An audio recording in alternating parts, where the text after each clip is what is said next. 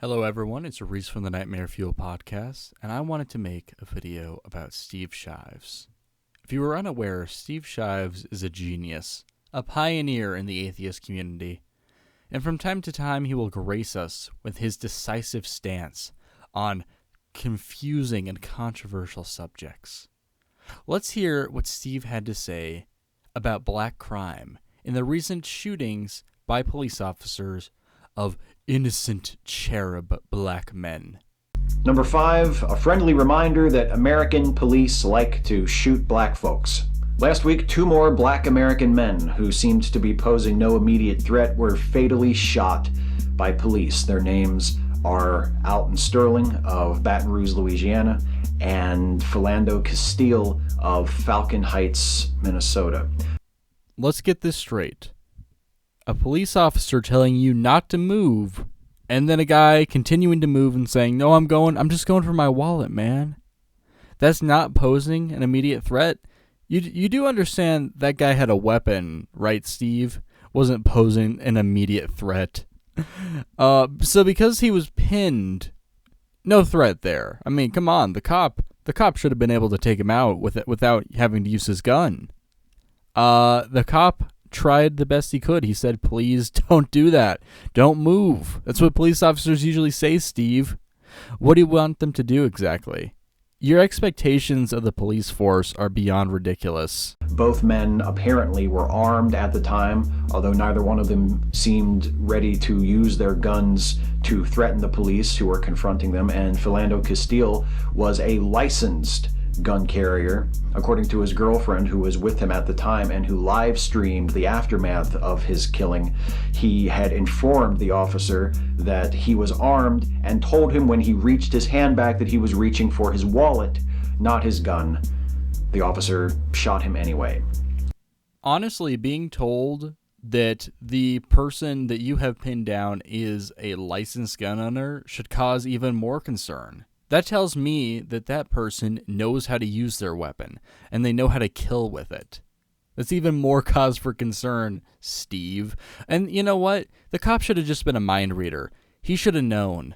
You should just trust whoever you are suspecting of a crime. I'm just reaching for my wallet. No big deal here. I know I just said that I'm armed and I have a gun on me, but trust me.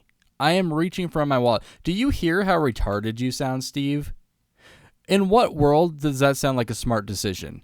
You know what? He said he was reaching for his wallet. I mean, people don't lie, especially fucking criminals. So far in 2016, American police have killed 561 people. Of those, 136 have been black. Black Americans account for 12% of the overall population, but 24% of those killed so far this year by police. Not even a mention of the white victims who made up a majority of that stat. By the way, most of whom were shot justifiably.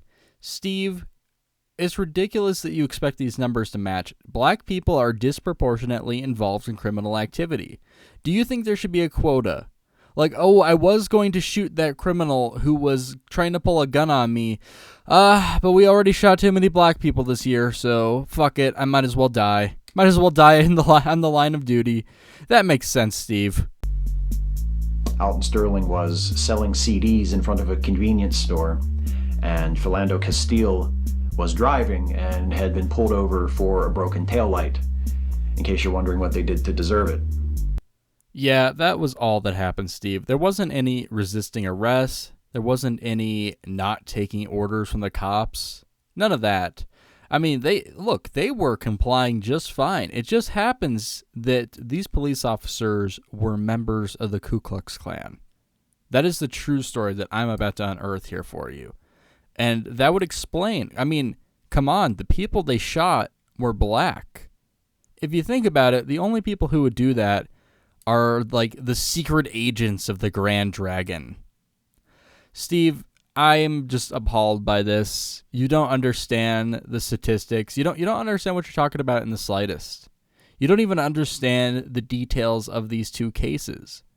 You have cherry-picked and over-exaggerated and inflated really this non-incident. This is something that happens all the time.